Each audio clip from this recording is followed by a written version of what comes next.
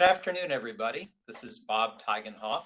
I am the director of the Center for Active Lifestyle Medicine at the Integrative Medical Group of Irvine in Southern California.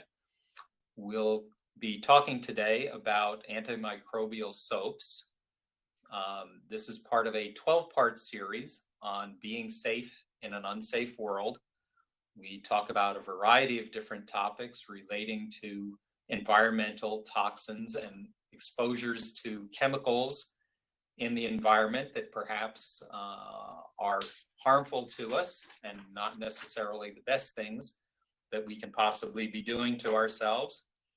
The next show in our series is going to be on obesogens, and that will be taking place 2 days from now. We'll talk about chemicals, pharmaceuticals, and chemicals that are used widely in our society, and in fact, they have the unfortunate consequence of downregulating metabolism and causing people to gain weight. We often think of weight gain as being personal responsibility, but in the case of these pervasive obesogens, it with personal responsibility and everything exposures which you may unfortunately have come into contact with. So we will be talking about that on July 27th. And then beyond that, we're going to be talking about fabrics and the chemicals that go into clothing and furniture, things like that. And both on that and the previous one, what we're really focusing on is not only giving you some information in terms of what those exposures are, but also giving you really good tools and advice in terms of how to avoid those exposures, minimize your exposures at the very least, and allow yourself and your body to do the job that it was really designed and evolved to do, and that is to keep you healthy and keep you functioning. Today, we're going to be talking about antimicrobial soaps, and it's important to realize that this is only the tip of the iceberg, because the chemicals that we're going to be focusing on, triclosan and triclocarban, have been around for a long time, since the 1960s in the case of triclocarban, and they're used not only in soaps, but they're also the reason that you can buy building products that stand up over long term. They are found, these same chemicals are found in all sorts of clothing these days, and it's why I can buy running gear that's antimicrobial. It's because they're soaked in these chemicals. A lot of cosmetics today are made with these chemicals as well. And it all comes back to a growing fear that we have of living in a world filled with bacteria, and we're all aware of the fact that there are many antibiotic resistant types of bacteria and infections. And it's a real concern, particularly in a hospital setting, but also out and about, you can get exposed to these things. And so we have this growing fear of all this exposure, and it seems as though antimicrobial soaps and clothing, things like that, would be a good strategy in order to limit the potential harm that could come from these exposures, and particularly if they happen to be some of the antibiotic resistant type strains. It might be true if we had a really good way of distinguishing good bacteria from bad bacteria, but we really don't. And one of the reasons for that is that it depends on circumstances, whether a bacteria happens to be good or bad.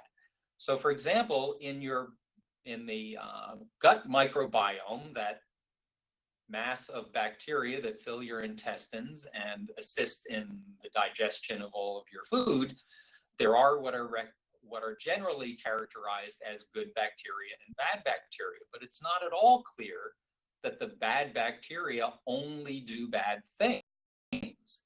it may simply be a case that they are bad bacteria only if they grow outside of and beyond their normal small niche within that long chain of bacteria in your gut. That if you eliminated them altogether, there may be untoward consequences and you may actually be affecting your health in a negative fashion.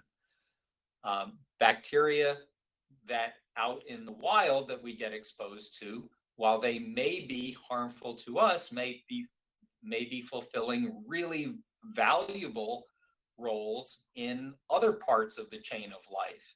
So getting rid of these things altogether is a little bit like, well, let's get rid of all the mosquitoes. Well, that's fine, except you also end up getting rid of all the birds. And because birds eat mosquitoes, as do bats and other animals, if we eliminate one part of that feeding chain, then everything above that has a tendency to starve, which is not the consequence that we really started out with. So it's really very, very questionable as to whether or not you can easily identify and characterize different bacteria as being either good or bad. Even if we could do that, our antibiotics have a tendency to be much less selective than we would like them to be. So consequently, if I go back to that example of the microbiome, when I take antibiotics in order to treat an infection in my body, I have a tendency to wipe out large numbers of the microbiome in my gut. And it's very, it doesn't distinguish very well between the good, what we characterize as, even though I've said that it's problematic, the good bacteria from the bad bacteria, we have a tendency to annihilate virtually all of them. So it's not an easily accomplished strategy where we are selectively targeting only the bad bacteria and keeping all the good ones. Even if we had drugs, and the triclosan and the triclocarban have been proposed as such, even if we could target them to only affect the bad bacteria, we run into a third problem, and that problem is that we can't keep the bacteria from evolving. So when bacteria get exposed to something like this, yes, most of them may die, but not all of them. And the ones that survive have a tendency to evolve a set of DNA characteristics that will allow them to survive through the assault from that antimicrobial agent. And those are the ones that are left, those are the ones that multiply, and those are the ones then that become dominant in the environment. And suddenly the antimicrobials that we had just don't work anymore. That's exactly what's happened with the antibiotic world, that these bacteria have evolved strategies, DNA-based strategies, to resist the effects of the antibiotics, and so they become antibiotic resistant. Unfortunately, because bacteria happen to be terribly promiscuous, they actually pass these DNA elements onto other bacteria in the environment, and so it's not just the one bacteria that ends up being resistant to the antibiotics, but a lot of bacteria end up picking up those same DNA elements and end up being capable of resisting the antibiotics. So what's a good strategy in terms of being safe from all of this? Both safe from microbial germ exposure and also safe from exposure to these chemicals. Well, probably the number one safety device in all of this is the fact that the FDA itself recognized that these antimicrobials, particularly in soap, are actually pretty darn pointless. They conducted a variety of studies, and they found that the protection you received by using antimicrobial soaps is actually no greater than simply washing your hands with soap and water. So back in September, on September 2nd in 2016, the FDA passed a ruling saying that triclosan and triclocarban would be banned from soaps as of late 2017. To my knowledge, we're still on schedule to have that happen. Most of the manufacturers have gone ahead and trying to get a step ahead of the competition have been slowly or more rapidly, I guess, within the last year, taking these products out of the antimicrobial soaps. What they have not done, because they weren't banned, is taken them out of clothing.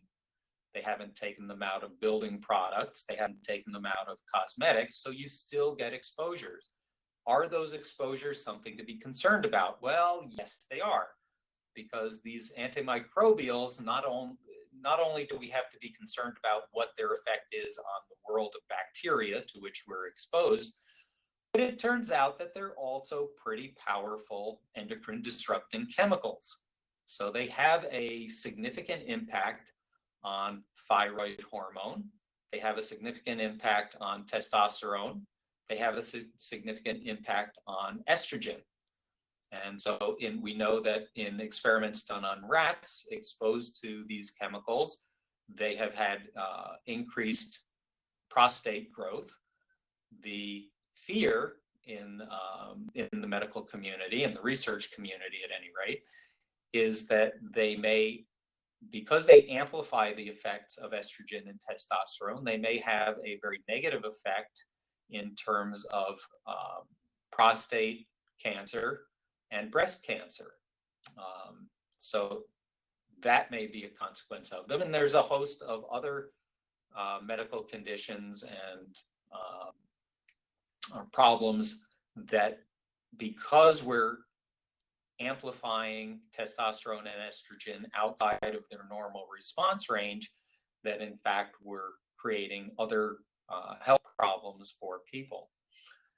How do you protect yourself against this? Well, number one, I would go ahead and say, yes, these chemicals are going to be taken out of all soap products by the end of 2017. I would say, if you have any stores of these soaps, if you're still using them right now, you can still go to the grocery store and buy some of these things. They're just not good stuff to use. They're not good for the environment at large. They're not good for the environment of your body and your microbiome on your skin or anywhere else on your body. So I think you should probably just take them, wrap them in newspaper as you would unused pharmaceuticals or drugs, and throw them in the trash. Just get rid of them. You're going to be better served by plain soap and water. So other than giving yourself good doses of endocrine disrupting chemicals, you're not really accomplishing anything by continuing to use these things. The other thing you can do is, when you buy clothes, just be aware of the fact that having antimicrobial on the label is not a good thing. It's kind of a bad thing. So I would steer away from buying clothes with those kinds of claims. Same goes for cosmetics. Any other kinds of products that you're going to expose your body to, just avoid them. They really have a harmful effect, again, as we said, both on you from an endocrine disrupting chemical standpoint and also on the environment. It turns out, actually, that triclocarban is 100 to 1,000 times more effective in killing fish and crustaceans than it is from killing bacteria. It's a very, very powerful toxin. It gets into the water supply simply because people use it in so many different ways, cosmetics, soaps, things like that. It goes into the wastewater that we flush down the drain. The wastewater plants are about 97% efficient in removing it from the water. So there's still residual chemical in the water that's released from water treatment plants. But equally as important, it's concentrated in the sludge that the wastewater treatment facilities create. That then ends up in landfills and sometimes in farming environments. Rain washes it back out and puts it back into the waterways. It's now been established that 60% of all waterways in the United States have at least trace amounts of triclosan in them. Triclosan in the water and in the wild has been shown to lead to sex changes in fish and all sorts of other unfortunate biological consequences. If it's doing that to fish, it can't be all that good for you and me either. So I think what you do in order to protect yourself is you try to avoid these products as much as you possibly can. You get rid of the ones that you have in your house at this point. You may not decide to get rid of all of the clothing you have that has any of these things in them. Unfortunately, you probably couldn't even figure that out if you tried, because a lot of times the antimicrobial label is on the paper printed tag that's attached to the garment.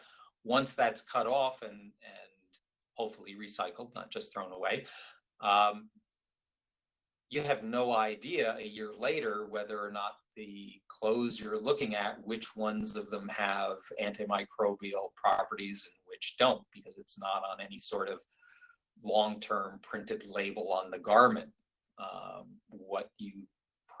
The best strategy you can adopt then is to try and make sure that anything you buy in the future just doesn't have that kind of labeling to it. You can avoid the exposure to the chemical. It will keep you from being exposed to endocrine disrupting chemicals. It will keep the environment a little bit safer, because we don't want